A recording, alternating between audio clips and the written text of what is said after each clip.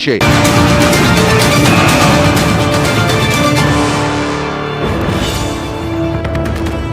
শুরুতেই ঠিক যে খবরের দিকে আমরা নজর রাখবো, ফের রাজ্য ভাগের প্রস্তাব। প্রধানমন্ত্রীকে দেওয়া সুকান্তের প্রস্তাবে বিতর্ক শুরু হয়েছে। ফের রাজ্য ভাগের প্রস্তাব। প্রতিনিধি মৈত্রী এই মুহূর্তে আমাদের সঙ্গে রয়েছেন। মৈত্রী, আমরা দেখেছি যে এর আগে কেন্দ্রীয় মন্ত্রী হয়ে পৃথক উত্তরবঙ্গ রাজ্যের দাবি করেছিলেন আলিপুরদুয়ারের বিজেপি সাংসদ জন বার্লা, এবং তারপরে জলও ঘোলা হয়েছিল। এবার আরো এক ধাপ এগিয়ে সুকান্ত মজুমদার তিনি একেবারে প্রধানমন্ত্রীর সঙ্গে সাক্ষাৎ করলেন। দেখো, সুকান্ত মজুমদার তিনি গতকাল প্রধানমন্ত্রীর সঙ্গে একান্ত সাক্ষাৎ করেছিলেন 8 ঘন্টার জন্য, এবং সেখানেই তিনি যেটা জানাচ্ছেন তার দাবির মধ্যে যে তিনি একটি প্রস্তাব প্রধানমন্ত্রীর কাছে পেশ করেছেন, যেখানে উত্তরবঙ্গের সঙ্গে উত্তর পূর্বের কি কি মিল রয়েছে সেই কথা উল্লেখ করে উত্তরবঙ্গের যাতে উন্নয়ন হয় তাই জন্য তাকে উত্তর পূর্ব বিষয়ক যে মন্ত্রক রয়েছে সেই মন্ত্রকের সঙ্গে অ্যাটাচ করার জন্য তিনি আবেদন জানান, এবং সেই বিষয়টি তিনি নিজেই জানিয়েছেন যে তিনি উত্তর পূর্বের সঙ্গে অর্থাৎ উত্তর পূর্বের রাজ্যগুলির সঙ্গে উত্তরবঙ্গের কি কি মিল রয়েছে সেগুলি উল্লেখ করে তিনি মিল জানিয়ে উত্তর পূর্ব উন্নয়ন মন্ত্রকের সঙ্গে যুক্ত করার প্রস্তাব দিয়েছেন। কিন্তু এখানেই প্রশ্ন উঠছে, তৃণমূলের তরফ থেকে যে প্রশ্নটি তোলা হচ্ছে যে উত্তরবঙ্গ তো আখেরে কোনো আলাদা রাজ্য নয়, ফলে উত্তরবঙ্গকে আলাদা করে কোনো একটি মন্ত্রকের সঙ্গে যুক্ত করার প্রস্তাব কেন? এবং সেক্ষেত্রে দাঁড়িয়ে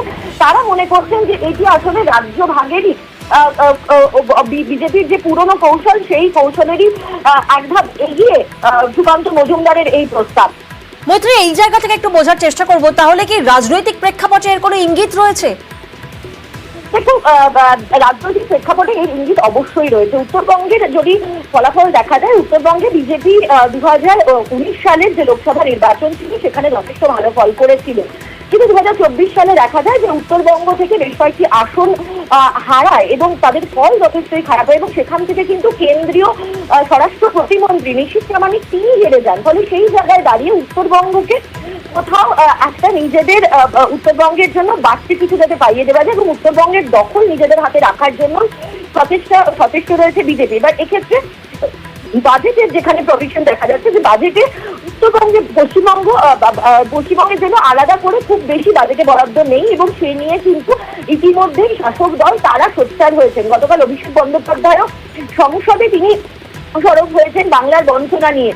ফলে সেই জায়গায় দাঁড়িয়ে বিজেপির যারা সাংসদরা রয়েছেন তারা কিছুটা হলেও কোণঠাসা। ফলে সেখানে থেকে যদি উত্তরবঙ্গের জন্য বাড়তি কিছু পাওনা আনিয়ে দেওয়া যায়, এবং যেহেতু উত্তর পূর্ব উন্নয়ন মন্ত্রকের এমওএ সুকান্ত মজুমদার নিজে, ফলে সেখানে দাঁড়িয়ে এবং উত্তর পূর্বের জন্য বেশ কিছু টাকা এবার বাজেটে বরাদ্দ হয়েছে, ফলে সেই বাজেট থেকে যদি কিছু টাকা উত্তরবঙ্গের জন্য আনিয়ে দেওয়া যায় ফলে সেখানে দাঁড়িয়ে উত্তরবঙ্গ তারা সক্ষম হবেন যে বিজেপি তারা যে জায়গায় ছিলেন এবং তারা উত্তরবঙ্গের মানুষদের জন্য তারা অনেক বেশি তারা সচেতন এবং তারা উত্তরবঙ্গের মানুষের উন্নয়ন চাইছেন। কিন্তু তৃণমূল এই গোটা বিষয়টিকে রাজ্য ভাগের ইঙ্গিতেই কিন্তু তারা দেখছেন। একেবারে উত্তর পূর্বের সঙ্গে উত্তরবঙ্গ মেশানোর প্রস্তাব সুকান্তর, ঘুরপথে রাজ্য ভাগের চক্রান্তের অভিযোগ তৃণমূলের।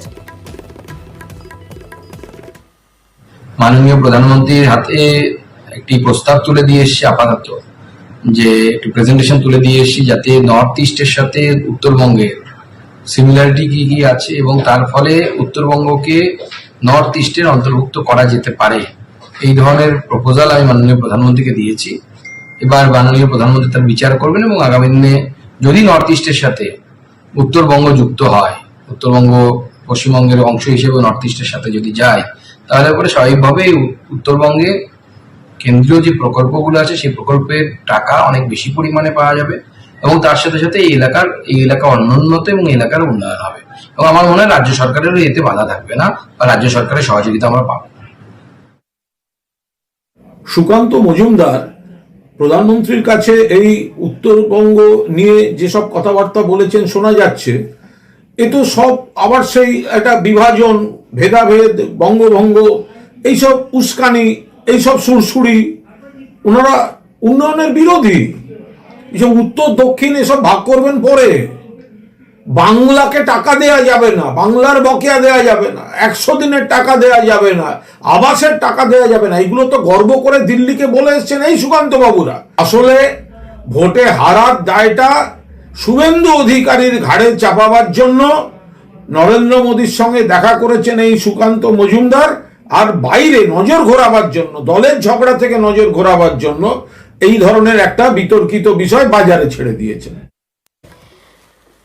মুখ্যমন্ত্রীর সফরের আগেই জরুরি তলবে ফের দিল্লিতে রাজ্যপাল। কাল বিকেলেই রাজধানী থেকে কলকাতায় ফেরেন রাজ্যপাল। কয়েক ঘন্টার মধ্যেই ফের তলব দিল্লিতে। মুখ্যমন্ত্রীর সফরের আগেই জরুরি তলবে ফের দিল্লিতে রাজ্যপাল। প্রতিনিধি সোমরাজ আমাদের সঙ্গে রয়েছেন। সোমরাজ, এই সফরে, রাজ্যপালের এই সফরে কি কর্মসূচি রয়েছে বলে জানা যাচ্ছে? দেখো, যেটা সূত্র মারফত খবর যে গতকাল বিকেলেই দিল্লি থেকে ফিরেছিলেন, কলকাতায় ফিরেছিলেন রাজ্যপাল সিপি আনন্দ বোস, এবং তার কয়েক ঘন্টার মধ্যেই ফের জরুরি তলবে আজ দিল্লি গেলেন রাজ্যপাল সিপি আনন্দ বোস। এবং যেটা সূত্র মারফত জানা যাচ্ছে, কেন্দ্রীয় স্বরাষ্ট্রমন্ত্রী অমিত শাহের সঙ্গে সাক্ষাতের সম্ভাবনা রয়েছে রাজ্যপালের। দেখো, গতকাল বিকেলে ফেরার পরেই ফের জরুরি তলবে দিল্লিতে গেলেন রাজ্যপাল, এবং মুখ্যমন্ত্রী মমতা বন্দ্যোপাধ্যায়ও দিল্লি যাচ্ছেন। সেই সময়ের মধ্যেই রাজ্যপালও দিল্লিতে যাচ্ছেন। নিঃসন্দেহে যা প্রশাসনিকভাবে যথেষ্টই গুরুত্বপূর্ণ রয়েছে, এবং শুধু তাই নয়, এই সফরে রাষ্ট্রপতির সঙ্গেও তার সাক্ষাৎ হতে পারে। তুমি জানো যে কাল যখন দিল্লিতে ফিরলেন, অর্থাৎ এর আগের দিল্লি সফরে উপরাষ্ট্রপতি জগদীপ ধনখড়ের সঙ্গেও তার সাক্ষাৎ হয়েছে। ফলত সেই জায়গা দিক থেকে এবারের দিল্লি সফর রাজ্যপালের যথেষ্টই গুরুত্বপূর্ণ হতে চলেছে বলে প্রশাসনিক মহল মনে করছে। যেখানে গতকাল বিকেলেই তিনি দিল্লি থেকে ফিরে আসার পর ফের জরুরি তলবে দিল্লি গেলেন। আজ সকালের বিমানে তিনি দিল্লি চলে গেছেন এবং ইতিমধ্যে দিল্লি পৌঁছে গিয়েছেন। দিল্লিতে পৌঁছেই তিনি নর্থ ব্লকে যাবেন, তেমনটা এখনো পর্যন্ত সূত্র মারফত জানা যাচ্ছে। ফলত মুখ্যমন্ত্রী সফরের মধ্যেই রাজ্যপালের দিল্লি সফর নিঃসন্দেহে গুরুত্বপূর্ণ হতে চলেছে বলেই মনে করছে প্রশাসনিক মহল। বেশ।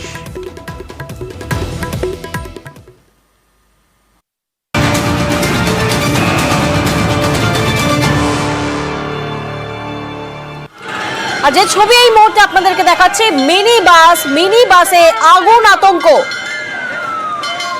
মিনি বাসে আগুন আতঙ্ক, বিরাটে বিবাদী বাগ রুটের বাসে ধোঁয়া। দেখুন, ধোঁয়ায় ঢেকে গেছে মিনি বাস, সেখানে আগুনের আতঙ্ক। Central Avenue MG road crossing এর কাছেই এই ঘটনা ঘটে, যেখানে হঠাৎই ধোঁয়ায় ঢেকে যায় এবং আগুনের আতঙ্ক হয়। যাত্রীরা তখন নেমে আসে দ্রুত বাস থেকে, কারণ ধোঁয়া দেখতে পেয়েই বাস থামিয়ে নামানো হয় যাত্রীদের। সেন্ট্রাল এভিনিউ এবং এমজি রোডের যে ক্রসিং, সেই জায়গাতেই এই ঘটনা ঘটে। বিরাটি থেকে বিবাদীবাগ রুটের সেই বাস, যেখানে মিনি বাস, আগুন আতঙ্ক। বাস চালককে আটক জোড়াসাঁকো থানার পুলিশের। যান্ত্রিক ত্রুটিতেই ধোঁয়া বলে অনুমান পুলিশের।